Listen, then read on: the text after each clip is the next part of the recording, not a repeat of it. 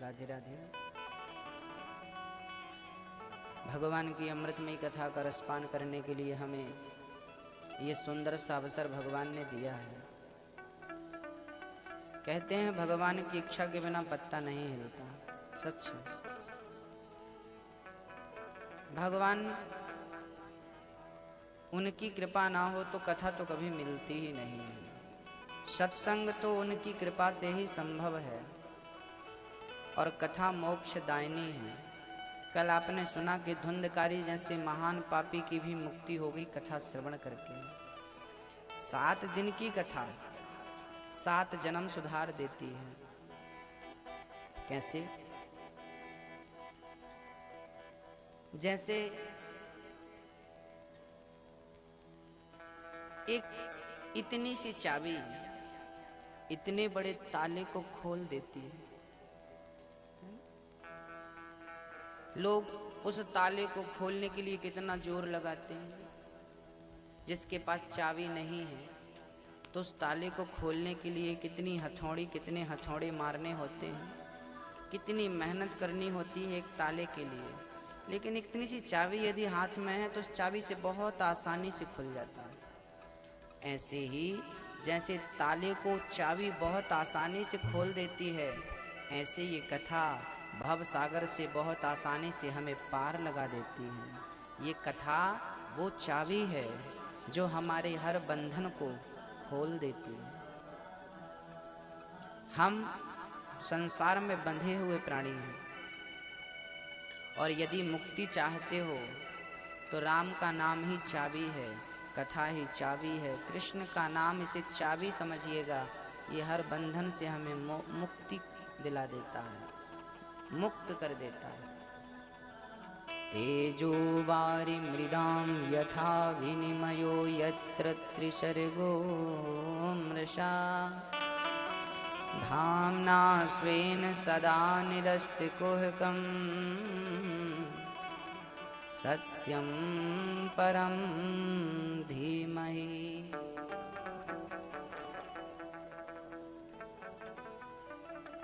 सूत जी महाराज कहते हैं, शौनक जी, भगवान जन्म आदि यस्य जन्माद्यस्य, ईश्वर से सृष्टि का जन्म होता है, उन्हीं से पालन होता है, उन्हीं से संहार होता है। इस सृष्टि के अधिष्ठात्र यदि कोई हैं तो वो हैं भगवान नारायण। कैसे कैसे भगवान ने सृष्टि करी होगी? जैसे एक छोटा सा बच्चा आपने देखा होगा, कभी रेत के ढेर में बैठता है तो वो रेत के ढेर में बैठ कर के घर बनाता है, रेत का। एक छोटा सा बच्चा रेत के ढेर पर बैठ कर के घर बनाता है, स्वयं बनाता है, स्वयं बनाकर उसमें खेलता है और जब जाने लगता है तो लात मार के उसे तोड़ करके चला जाता है। स्वयं बनाता है, स्वयं खेलता है, स्वयं मिटाता है। ऐसे ही भगवान ब्रह्मा बन के सृष्टि उत्पन्न करते हैं, विष्णु बन के वही पालन करते हैं और शिव बन के वही संहार करते हैं। ये दुनिया उन्होंने बनाई है। किसी ने कहा कि भगवान ने जब ये संसार बनाया होगा तो ये सामग्री कहाँ से लाए होंगे? क्योंकि आप घर बनाते हो तो लोहा लाना पड़ता है, सीमेंट लाना पड़ता है, पत्थर लाने पड़ते हैं, नाना प्रकार की वस्तुएं लानी पड़ती हैं। तो परमात्मा ने संसार बनाया होगा तो कहाँ से सामग्री खरीदे होंगे, कहाँ से लाए होंगे? तो समाधान मिलता है कि जैसे हमारे शरीर से बाल निकलते हैं, जैसे हमारे शरीर से नाखून निकलते हैं, ऐसे ही भगवान के शरीर से स्वतः ही ये सृष्टियाँ निकलती हैं, संसार निकलता है ना? ये बाल हम उन्हें कहाँ से खरीदे हैं? ये नाखून कहाँ से खरीदे हैं? कहीं नहीं खरीदा, सब अंदर से निकलता। जैसे हमारे शरीर से ये 2 चीज़ें निकलती हैं, ऐसे ईश्वर के शरीर से, हम तुच्छ प्राणियों के शरीर से ये 2 चीज़ें निकल रही हैं। बिना प्रयास किए इसको निकालने के लिए प्रयास नहीं करना पड़ा, इसको निकालने के लिए प्रयास नहीं करना पड़ा। भगवान के शरीर से ही सृष्टि निकलती है। ब्रह्मांड निकाया निर्मित माया, रोम रोम प्रतिवेद कहें। वेद कहते हैं कि भगवान के रोम रोम में सृष्टियां लटक रही हैं। ऐसी हजारों करोड़ों पृथ्वियां विराजमान हैं। ईश्वर सत्य है। सौनक जी ने प्रश्न किया, मनुष्य का धर्म क्या है? मनुष्य का धर्म क्या है? तो मनुष्य का धर्म है सत्यम ब्रूयात् प्रियम ब्रूयात्। मनुष्य का धर्म गोस्वामी जी कहते हैं, धर्म न दूसर सत्य समाना, आगम निगम पुराण बखाना।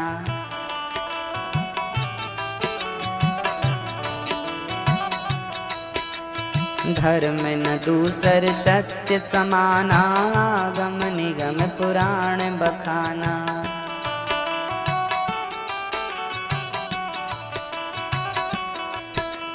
परहित सरिस धर्म नहीं भाई, पर पीड़ा सम नहीं अधमाई। जय सिया राम जय जय सिया राम, जय सिया राम जय जय सिया राम। जय सिया राम जय जय सिया राम, जय सिया राम जय जय सिया राम। जय सिया राम जय जय सिया राम, जय सिया राम जय जय सिया राम। सीताराम सीताराम सीताराम सीताराम सीताराम सीताराम सीताराम सीताराम सीताराम सीताराम सीताराम सीताराम सीताराम सीताराम सीताराम सीताराम। सत्य बराबर तप नहीं, झूठ बराबर पाप।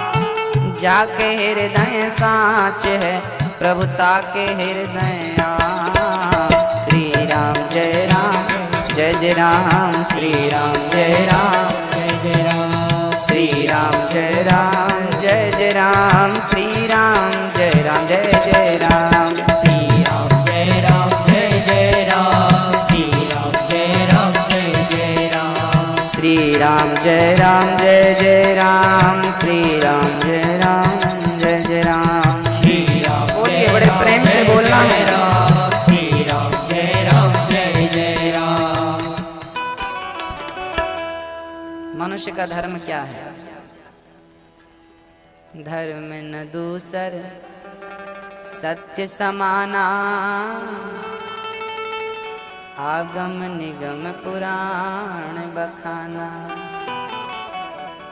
मनुष्य का धर्म है सत्य बोलना। सत्य ही सबसे बड़ी पूजा है, सत्य ही सबसे बड़ी भक्ति है। सत्य से बड़ी कोई भक्ति ना हुई थी, ना हुई है, ना कभी हो सकती। मनुष्य का धर्म क्या है? प्रश्न है, भागवत जी का प्रश्न, पहला प्रश्न है ये। सूत जी ने अपने गुरुजनों को नमस्कार किया और उत्तर देने लगे। यम प्रव्रजन्त मनुपेत मपेत कृत्यम, द्वैपायनो विरह कातरया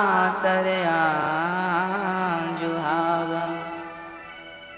पुत्रेति तन्मयतया तरवो विनेदोस्, तम सर्वभूत हृदयं मुनिमानतोऽस्मि।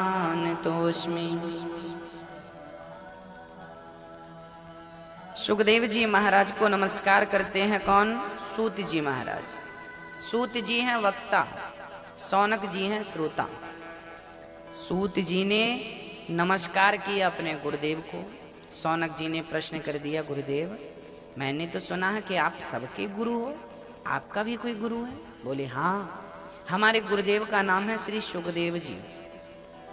सौनक जी ने प्रश्न किया कि सुखदेव जी तो जन्म लेते ही सन्यासी हो गए थे, फिर उन्होंने आपको शिक्षा दीक्षा कब दी? तब उत्तर देते हैं कि सुनो, मेरे गुरुदेव अपनी माँ के गर्भ में 12 वर्ष तक रहे हैं। एक बार क्या हुआ, भगवान शंकर माता पार्वती को लेकर के अमरनाथ चले गए। अमरनाथ के जंगल में डमरू बजाई, सारे पशु पक्षी भाग गए। शंकर जी पार्वती को कथा सुनाने लगे। पार्वती जी कथा सुनने तो लगी, लेकिन चौथे दिन उनको नींद आ गई, निद्रा आ गई। माता पार्वती सो गई। शंकर जी ने शर्त रखी थी कि तुम हुंका दोगी तो मैं कथा सुनाऊंगा, और आपने यदि हुंका देना बंद किया तो मैं बंद कर दूंगा।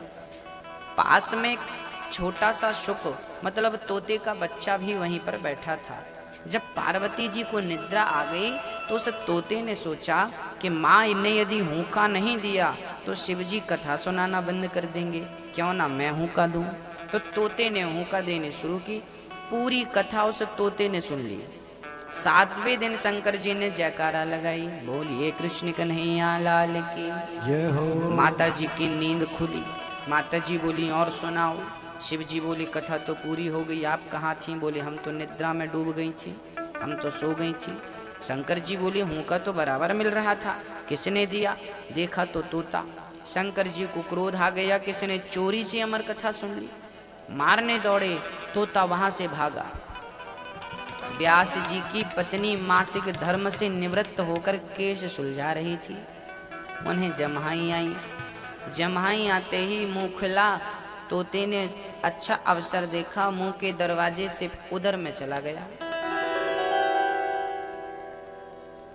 शंकर जी पहुंचे, देवी हमारे चोर को निकालो।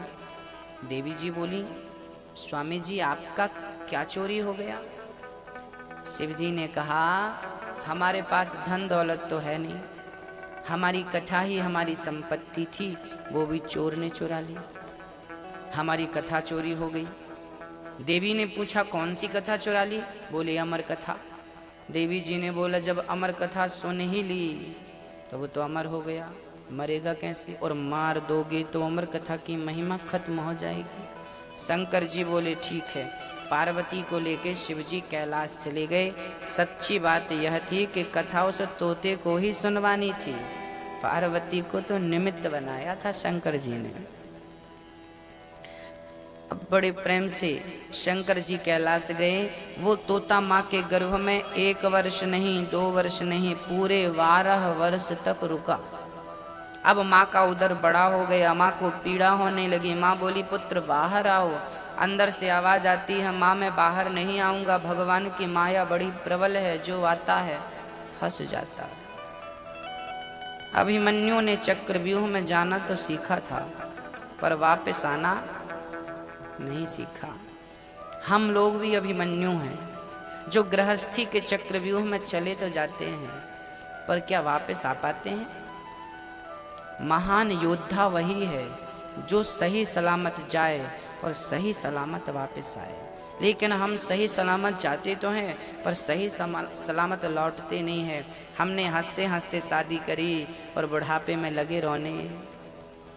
अरे भाई हंसते हंसते गए थे गृहस्थी में, हंसते हंसते वापस भी आओ। रोते रोते क्यों आते हो? मतलब चक्रव्यूह में ऐसा उलझा,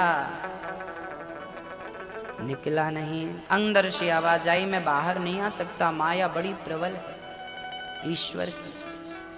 हाँ, यदि भगवान कृपा करें तो आशीर्वाद दे दें कि मेरी माया कुछ नहीं बिगाड़ेगी तो मैं बाहर आऊंगा। जब भगवान स्वयं नारायण ने आकर कहा कि मेरी माया तेरा कुछ नहीं बिगाड़ेगी तू बाहर आ, तब सुखदेव जी का जन्म हुआ। यम प्रव्रजंत, सुखदेव जी का जन्म हुआ। जन्म लेते ही वो चल पड़े, 12 वर्ष के थे ना, दौड़ पड़े। पिताजी बोले पुत्र पुत्र कहाँ जा रहे हो? सुखदेव जी बोले पिताजी भगवान की माया का कोई भरोसा नहीं, कब पकड़ ले, इसलिए तुरंत पैदा होते ही निकल रहा हूँ भजन करने के लिए। लो, सुखदेव जी ऐसे ज्ञानी थे कि जन्म लेते ही भजन करने निकल पड़े।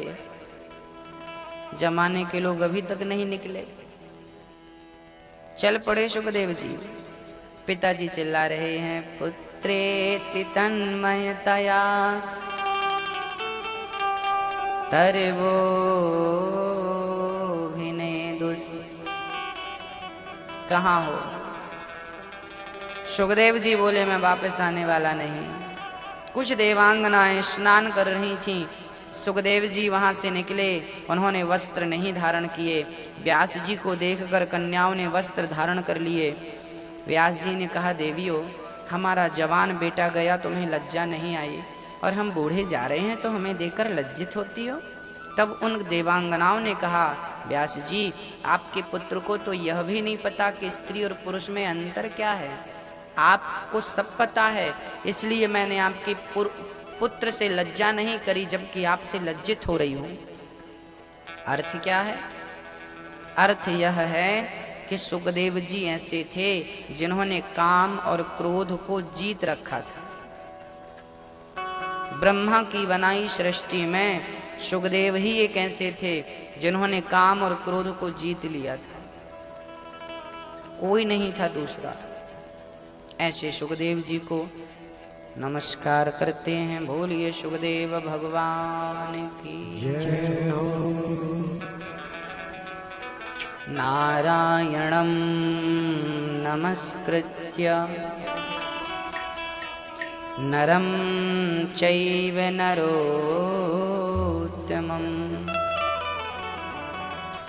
देवीं सरस्वतीं व्यासं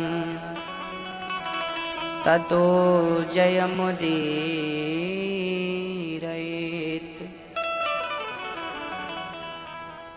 सुखदेव जी महाराज को नमस्कार करने के बाद नारायण को नमस्कार किया श्री सूत जी महाराज ने और कथा सुनाई। सुनो, भगवान ने 24 अवतार धारण किए। जब जब हो ये धर्म के हानि, बाढ़ी असुर अधम अभिमानी, परित्राणाय साधूनां विनाशाय च दुष्कृतां धर्म संस्थापनार्थाय संभवामि युगे युगे। जब जब भगवान ने देखा कि धर्म पर अत्याचार हो रहा है, धर्मात्माओं पर अत्याचार हो रहा है, तब तब भगवान ने आकर के धर्म की स्थापना करी। 24 अवतार हुए भगवान के, जिसमें 23 अवतार हो चुके हैं। 24वां अवतार कलयुग के अंत में संबल ग्राम में विष्णु यश नाम के पंडित जी के घर में कलयुग के अंत में भगवान का अवतरण होगा। ये अवतार कलयुग के पापियों का सर्वनाश करने के लिए होगा। कितने अवतार हो चुके हैं? 23। कौन कौन से? और 24वां अवतार कौन है? नारायण, नारद, हरि, कपिल देव, श्री राम, हंस, हयग्रीव, मोहिनी, दत्तात्रेय,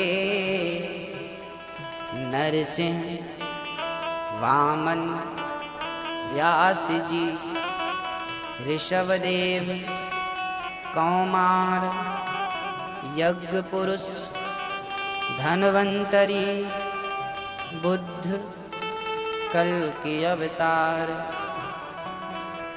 पृथु, वाराह, कृष्णचंद्र, परशुराम, मत्स्य, कमठ। भगवान के 24 अवतार।